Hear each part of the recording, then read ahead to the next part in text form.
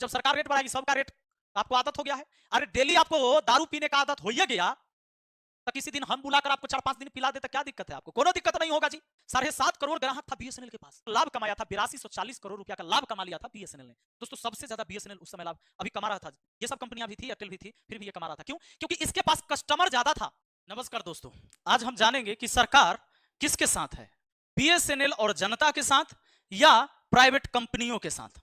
तो अभी आपने देखा जैसे ही टेलीकॉम कंपनी ने अपने रिचार्ज के दाम बढ़ा दिए, इससे हर व्यक्ति परेशान हुआ और इसमें हर व्यक्ति को परेशान होना स्वाभाविक भी है। क्यों?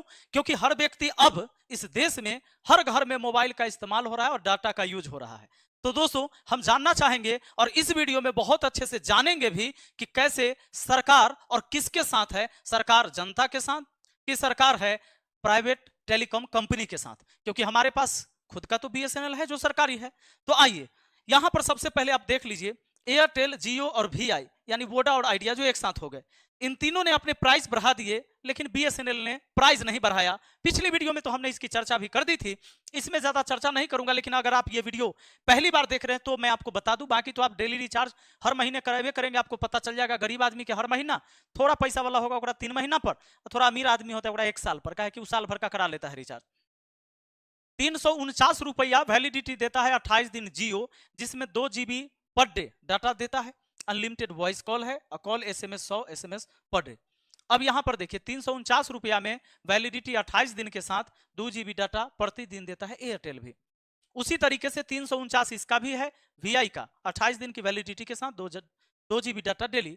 वही 199 रुपया में वैलिडिटी 30 दिन देता है, ये सब 2 दिन गायबो करता है, महीना के 30 दिन देता है। और यहां पर आप देखेंगे 2 GB डाटा पर डे है, इसका कई प्लान है इसमें। यहां पर एक चीज और आ जाइए, 859 वाला जो 84 दिन का रिचार्ज है, 979 का रिचार्ज इसमें एयरटेल में मिलेगा। जियो वाला में कितना 859, इसमें कितना 979 और वो भी 84 दिन। इसका 997 रुपया और 84 दिन है। और इसमें सब में देखिए 2 GB पर डे डाटा है। यहां पर आइएगा तो ये 599 में दे रहा है, जो 997 में दे रहा है वो 599 में दे रहा है। ये 84 दिन भी देता है बीएसएनएल और इसमें 3 GB पर डे देगा, 3 GB पर डे देता है। अब बताइए, तो अगर इतनी बेहतर सुविधा बीएसएनएल दे रही है कस्टमर को, तो अब सरकार को अपने तरफ से कुछ करना चाहिए या नहीं करना चाहिए? मैं क्यों कह रहा हूं कि सरकार बीएसएनएल के पक्ष में और जनता के पक्ष में है या नहीं, इसका डिसाइड अभी आप खुद इस वीडियो में कर लेंगे। तो दोस्तों ये बात भी जान लेते हैं कि एयरटेल और जियो अपना दाम घटाए ना घटाए, रेलवे की तैयारी करने वाले पहले 100 छात्र जो अभी मैथ मस्ती एप्लीकेशन पर जाएंगे, उनके लिए 1 रुपया में टेस्ट की व्यवस्था किया है। 1 रुपया में 1 टेस्ट और टोटल एएलपी का 40 टेस्ट अवेलेबल है। वहीं पर प्रीवियस ईयर क्वेश्चन के लिए स्पेशल टेस्ट दे दिया है मैंने। और हाँ, ये सारे विथ सॉल्यूशन सहित पूरा एनालिसिस होगा हर क्वेश्चन का। तो जाइए टेस्ट लगा सकते हैं। 1 रुपया में 1 टेस्ट, 40 टेस्ट अवेलेबल है। 40 टेस्ट के बाद अलग से कहीं कोई टेस्ट देने की जरूरत नहीं पड़ेगा। इसके लिए आप डाउनलोड करिए, गूगल प्ले स्टोर पर जाइए, मैथ मस्ती बाय विपिन सर, इस एप्लीकेशन को डाउनलोड करके ओपन करेंगे और वहां पर आप अपना मोबाइल नंबर और नाम डाल के रजिस्टर कर लेंगे। उसके बाद क्या करना है? कुछ नहीं करना है, यहाँ पेड टेस्ट आ जाएगा, पेड टेस्ट, इस सेक्शन में आना है, इसको क्लिक करना है और वहां से एलपी वाला टेस्ट को खरीद लेना है और टेस्ट लगाइए, अपने तैयारी को बेहतर बनाइए। और चलिए फिर वापस आते हैं अपने टॉपिक पर। दोस्तों एक नजर और दौड़ा लीजिए कि रिलायंस जियो के पास पूरे मार्केट में जितना कस्टमर है उसका 40.14% है। मतलब ये समझिए कि अगर 100 आदमी है मोबाइल यूज कर रहा है तो हर 100 आदमी में 40 आदमी। भारतीय एयरटेल के पास 32.97 यानी 33 आदमी लगभग, हर 100 में से 33 इसके पास, 40 इसके पास, 40 और 33 73 हो गया। बाकी आता है वोडाफोन आइडिया के पास लगभग 19 आदमी और उसके बाद बीएसएनएल के पास वही लगभग 8 आदमी। बीएसएनएल के पास, एमटीएल के पास 100 में से 1 भी व्यक्ति नहीं आता है, यह भी अपनी सरकारी कंपनी है। बाकी धीरू भाई अंबानी के 2 बेटे थे, मुकेश अंबानी और अनिल अंबानी। अनिल अंबानी का रिलायंस कॉम, ये बात खत्मे है, न के बराबर ही है।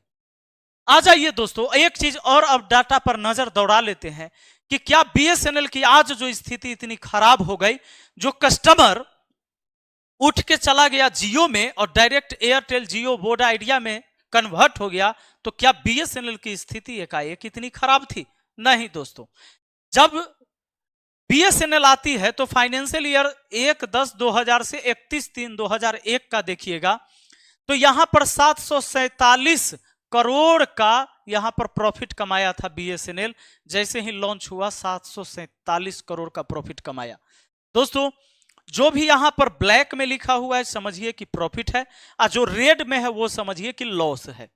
अब यहां पर आइए 2001 से 2002 6312 करोड़ रुपए के लाभ कमाया बीएसएनएल, ये प्रॉफिट है। 7×63 लगभग 9 गुना 8 गुना प्रॉफिट कमाया अगले सेशन में, अगले साल में। अब 2002 से 2003 में जाइएगा 1444, इसका लगभग 2 गुना से ज्यादा।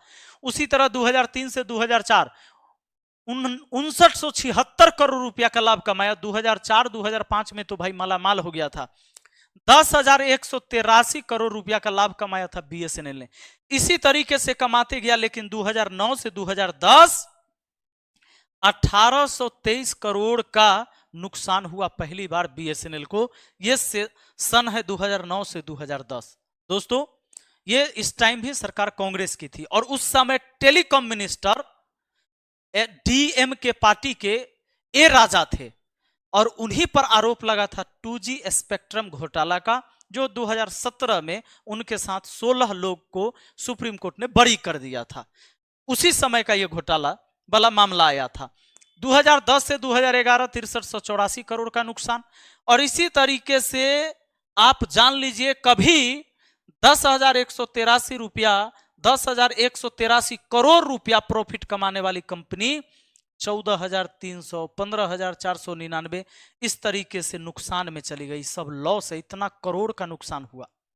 बढ़ते बढ़ते 2024 की आंकड़ा बताइएगा तो 5,367 के आसपास इतने करोड़ का नुकसान 2024 में है बीएसएनएल के साथ। दोस्तों क्योंकि बीएसएनएल के कर्मचारी को वेतन तो देना पड़ता है, काम हो ना हो, कस्टमर रहे ना रहे, प्रॉफिट हो ना हो। अब यहां पर ध्यान दीजिएगा, ये सब बात तो ठीक है। मेन बात यह है कि आखिर इतनी सारी चीजें ऐसे हुआ कैसे, एकाएक बीएसएनएल कैसे डूब गया। जो बीएसएनएल प्रॉफिट कमा रहा था, ऊपर के तरफ जा रहा था, बीएसएनएल नीचे के तरफ कैसे आ गया। तो दोस्तों एगो सिंपल सा बात मैं आपको समझा देता हूं 1 मिनट में। आप जान लीजिए गांव में कोई कार्य करते हैं आप लोग, जैसे कहीं अष्टजाम करना है या कोई सामूहिक काम करना है, कोई मंदिर बनवाते हैं, उसका गेट या द्वार कुछ भी बनवाना है, दीवार बनवाना है, खिड़की पंखा लाइट पेंट करवाना है, तो हम गांव में चंदा घूम घूम के करते हैं ना। तो जब चंदा हम मांगते हैं तो चंदा मांगते टाइम क्या करते हैं भाई, देखते हैं भाई आप कितना दीजिएगा, आप कितना दीजिएगा, या बराबर भी चंदा बना देते हैं कि हर घर से बराबर चंदा लिया जाएगा, और नहीं तो जिस व्यक्ति की क्षमता ज्यादा होगी आर्थिक रूप से वो ज्यादा चंदा देंगे। ऐसे भी किया जाता है, ये रूल है। आदमी अपनी चंदा स्वेच्छा से देता है और ये भी पता होता है उसका पैसा कहाँ काम में लगा है, अब पूरा हिसाब किताब मिलता है। दोस्तों भारत के हर एक पार्टी को चुनाव लड़ने के लिए पैसे की जरूरत होती है, चंदा की जरूरत होती है। और ये चंदा कौन देगा? हम आप तो देते नहीं, हम आप तो उस समय आटा के लिए रहते हैं बेचैन, और अभी डाटा के लिए बेचैन है। उस समय तो हम लोग कहते हैं कि राशन दो, राशन दो, तेल दो, किरासन दो, जे देना है दे दो। मतलब उस समय सोचते हैं आम जनता की कुछ तो मिले, और इस आधार पर भी हम वोट करते हैं। हालांकि ये सभी जनता नहीं करते, लेकिन कुछ लोग तो इस बात पर भी वोट करते हैं। अब पार्टी को चाहिए पैसा, पैसा कौन देगा? तो बिजनेसमैन। अब वो चंदा क्यों देगा? क्योंकि चंदा है तो धंधा है, यही तो योजना चलती है। अब मान लीजिए आप कोई चुनाव लड़ रहे हैं विधायक के लिए, और आपके पास पैसा नहीं है चुनाव लड़ने के लिए, तो अगर 10 लोगों ने आपको सपोर्ट किया, कोई 10 लाख, कोई 20 लाख, कोई 15 लाख रुपया आपको दिया, कोई 50 लाख रुपया दिया, आप चुनाव लड़े, चुनाव लड़ के आप विधायक बनते हैं, तो उस क्षेत्र में काम करने का टेंडर या ठेका किसको दीजिएगा? उसी को दीजिएगा ना जो व्यक्ति आपके पीछे पैसा लगाया था। सच्चाई तो यही है। तो सेम इसी प्रोसेस के आधार पर चंदा फॉर धंधा चलता है, और यही वजह है कि इन कंपनियों ने, कौन कंपनी? अब बीएसएनएल कंपनी तो सरकारी कंपनी है, यह कंपनी कैसे किसी को चंदा दे सकती है? रेलवे थोड़े किसी को चंदा दे देगा, सरकारी स्कूल किसी को चंदा थोड़े दे देगा, सरकारी अस्पताल किसी को चंदा थोड़े दे देगा भाई, वो तो सरकारी है, तो चंदा देगा नहीं। तो चंदा कौन देता है? प्राइवेट संस्थान। तो प्राइवेट संस्थान जब चंदा देगी तो सरकार क्या उसको वापस पैसा देगा? नहीं, पैसा नहीं देगा, काम देगा।